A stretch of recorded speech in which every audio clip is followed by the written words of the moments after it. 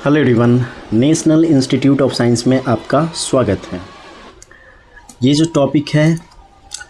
Topic है difference between compounds and mixture. तो इसको दोनों में डिफरेंस बताने के लिए एक साइड हमने कंपाउंड लिखा, दूसरी साइड मिक्सचर लिखा।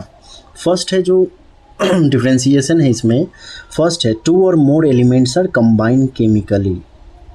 मतलब इसमें जो भी एलिमेंट्स हैं वो केमिकली कंबाइंड होते हैं, जबकि मिक्सचर में मोर एलिमेंट्स और compounds are simply mixed not combined chemically. इसको केमिकली कोई यहाँ पे रिएक्शन नहीं होता है, रिएक्शन होने के बाद नहीं होता है, जबकि कंपाउंड्स बनने के लिए रिएक्शन होता है।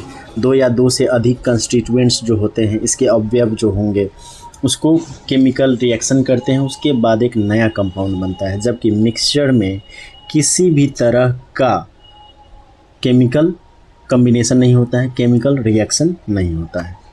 दूसरा बात करते हैं, elements are present in the fixed ratio by मास।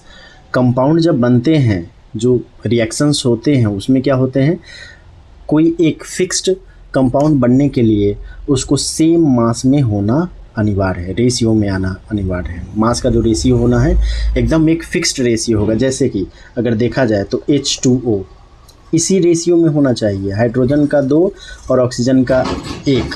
ऐसा नहीं कि H3O ये अलग कंपाउंड हो जाएगा, H2O2 एक अलग कंपाउंड हो जाएगा। बेशक यहाँ कंस्टिट्यूएंट्स सेम है, लेकिन यहाँ रेशियो अलग है तो कंपाउंड्स अलग हो जाएंगे। उसी तरह मिक्सचर में कोई रेशियो की बात नहीं होती है।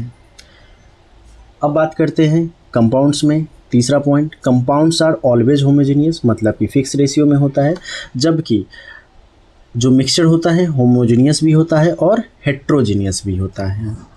चौथा point, constituents are not separated by physical method.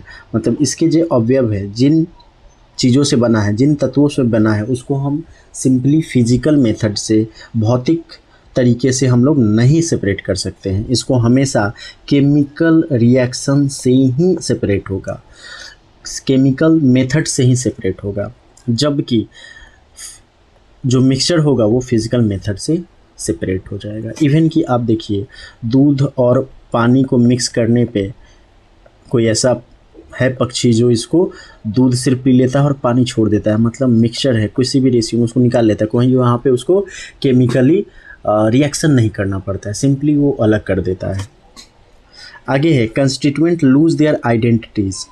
मतलब कि अगर हम दो तत्वों को रिएक्शन करवाते हैं, दो एलिमेंट्स का रिएक्शन करवाते हैं, तो एक नया बनता है, वो अपनी आइडेंटिटीज़ भूल जाता है। ठीक है, ये कहना चाह रहा है, जबकि भूल नहीं जाता है, छोड़ देता है। आगे है इसमें, constituent does not lose their identities, जबकि मिक्सचर में कोई आइडेंटिटीज़ नहीं मिक्स होती है। जैसे कि आप मिट्टी और बालू का मिक्सचर कर दीजिए तो हमेशा मिट्टी और बालू ही रहेगा, ये अपना आइडेंटिटीज़ नहीं छोड़ेगा।